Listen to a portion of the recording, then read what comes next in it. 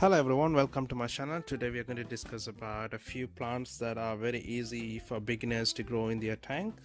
So let's get right into it. So the first one is that I'm going to discuss today is about crypts. Now they are called Cryptocoryne, and that's probably their scientific name, and I'm not sure whether I spelled it properly, but anyway, if I'm wrong I apologize myself. So commonly they're called as crypts in most fish stores and among all the aquarists. So that's what I'm gonna use today. So crypts, they come in so many different species. There's so many of them out there, but the most common kind of species that's used among aquarists is the one that's called Wendtii or something. So Wendtii. I'll just put it down here in the description for you as well. So that's commonly used. The one that you can see on the picture is the one that's actually I'm going to discuss about. And not only about that, I'm just going to give you a common idea about crypts, because it's a quick video. And but if you want a detailed idea about crypts, just click on the link here, on the link on the description below, and that would discuss, I've got another video which gives you a detailed description about crypts. But anyway, coming to the point, and these are very good plants and they are great for your foreground, mid-ground, and most aquarist uses among in their fish tanks and for planted tanks. And they are so beautiful. They give this really nice, wonderful display once they've established. It's quite easy for you to have them in your tank because they're quite hardy, and hardly any fish actually destroy them, and they're easy to grow as well, so that's quite easy. But the only thing that you gotta remember about these plants is that they are very sensitive to changes, if your conditions in your tank are unstable, it just keeps going up and down, fluctuating, then they might develop things, this thing, they melt. Actually, the leaves start to melt and they decay, and what happens is eventually they will die. But as long as you can keep your tank in a stable condition, it doesn't matter whether it's like soft or hard water, they will survive in any condition, but it has to be stable. So once you've got your tank stable, these plants will flourish and would be one of the best plants for beginners in their tanks. Not only for beginners, for everyone. They put out this really nice display and they are lovely plants. So I recommend this plant for any beginner, for them to get a hands-on experience on planted tanks. So going on to the next plant, Java Fern. So let's have a look at this plant. Now these plants are very easy to care for and they are very hardy plants. The common saying out there is that even if you try to kill these plants, you will fail killing it. So that's how hardy these plants are. And they are okay with low to moderate lighting. You don't need a high-tech lighting setup or anything like that. As long as there's sufficient light in the tank, they will do really well. And these plants are definitely mid-ground plants. They are not suitable for backgrounds or foreground, just mostly for the mid-ground. The one that you see in the picture is Java Fern right in the middle. And now, unlike other plants, these plants don't need any specialized substrate. All you need to do is just to make sure they are attached to a piece of driftwood, and once that's all they need. And most of the time they take all the all necessary fertilization through the water column. So you don't have to add a lot of carbon dioxide as well. But if there is CO2 in your tank, that's great. But still, without CO2, they could do very well in your tank. They would do between about 6 to 8 pH in your tank, somewhere between there. And these plants are really lovely plants in your tank. A lot of aquarists use these plants to create stunning displays, and more about this plant is that, you know, they're easy to propagate as well. They come up with, you know, when the leaves get older, they produce these little little plants on themselves. You know, you can pluck them and then put again attach them into a piece of driftwood and they will start growing. Or you also can use, you know, cut a piece of their rhizome, the roots, and with a couple of leaves, and then attach to again a driftwood, and then keep on regrowing these plants. Now if you want a detailed video on how to propagate these Java ferns, click on the link just up there now, or all the links are down there on the description. So that's going to give you a detailed description of how to propagate these plants and care for these plants. That's about Java fern. The next plant that you're going to look about is now African water fern. African water ferns are quite easy plants to care for, and as long as you have the right conditions in your tank, and they do really well in freshwater. So there you go. And these plants are pretty much very similar to the Java fern, like I discussed, and their fertilization is also comes through the water column, and they are not planted in the substrate.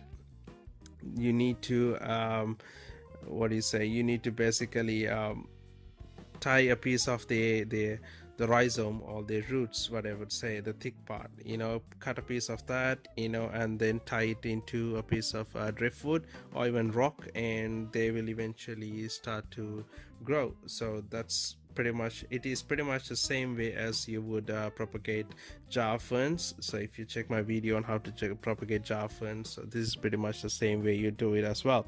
Now fertilization is not compulsory, but if there's a little bit of fertilizer, it's always good for the plants. But on a low maintained tank, it is not very important. You know, the waste from the fish would be sufficient, but you know, a little bit of CO2 or and other fertilization would definitely help plants to flourish in your tank. Now these plants do really well between a temperature of about 68 to 80 degrees Fahrenheit, and they are again like good for low lighting tanks, you know, not for high-tech tanks. They're okay for high-tech tanks, but they are also very good with low lighting, and pH again between 6 to 8.5. So these ferns, they do really need very minimal care once they've established, and easy to grow and look really lovely in your tank as well. So looking at our next plant, Amazon swords. These are extremely very good plants. Yes, they are very great for beginners as long as solid fertilization. As long as you provide solid fertilization, these are great plants to have in your tank. And now the only thing I would say is these plants do grow really big, so this is definitely a no for a small tank. You need to have really big tanks, something like 75 gallons or maybe a little bit more than that, for to maintain these plants, because they become somewhere about 30 inches or more, their leaves, you know, so you need a big space. Now the rooting also go right deep into the substrate, and they provide a lot of rooting, so you need minimum at least 3 inches of, you know, substrate thickness. And they do very well in high lighting, moderate to high lighting I would say. Low lighting is basically they won't do good at all. You need good lighting for the tank. As long as you can provide all these, they would do very well. Root tabs are a must for these plants. Like if you want these plants to flourish, you need to provide these, you need to give the root tabs, and they also take in fertilization through the water column. So liquid fertilization, if you can provide, that'll be great. CO2, yes, you have to have CO2 for these tanks, for these plants. They are best kept as single plants because they do produce a lot of leaves and they need a huge space. So the other thing is, when these plants, they also, you know, when they become matured, you know, when they become a little big, they send out these stems which has flowers in them. Now those flowers are not as important, but eventually these flowers they turn into small plants. Once those plants grow a little big and when the root starts to develop, you can basically cut them off and plant it back in the substrate, and now you got more of those. You can also make money off these plants because they do propagate on their own. So if you provide sufficient fertilization, like you can, probably sell about 5, 6, 7, 8 to 10 plants from each in a month. So I've got one of these in my tank, and I do it the same way. So these are very good plants for beginners. Now the final plant, that is the fifth one that we're going to discuss today, is about water wisteria. Now these plants are really very easy to care for. Now these are really good for background, maybe mid-ground as well. And now these do grow really big, like up to about 24 to 30 inches. It depends again part of fertilization and all those stuff. But now these are easy plants, and they are not demanding. They are quite easy to take care of. You can replant them with stem clippings. You just gotta clip a small part of the stem, probably about 5 to 6 inches, and then it's got roots pretty much in its stems, and you gotta replant it into the substrate, and they would start growing very well. And now these also okay for between 6 to 8 pH, and anything above 10-gallon tank they are okay for. So therefore they're very suitable for smaller tanks as well. Lighting, I would say somewhere around moderate, even sometimes low lighting would be okay for these plants. Fertilization is not a must, but if you can add some fertilization, is always good for the plant. CO2, again, it's not a must. Very easy to care, great for beginners. It's one of the easiest plants to grow, and you would see in most beginner aquariums you would see this plant. They also can be grown inside and outside of the tank, like part of it coming out of the tank, but again it's up to you. They are okay for that as well. So again, you don't have to really have a hood.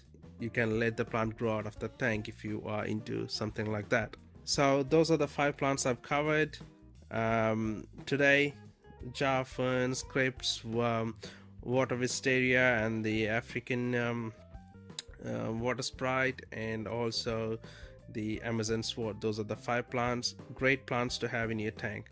So thanks for watching my video, and I hope you loved it. And please like my video, subscribe to my channel, and I'll be posting more videos, so keep in touch. Thank you. Cheers. Bye.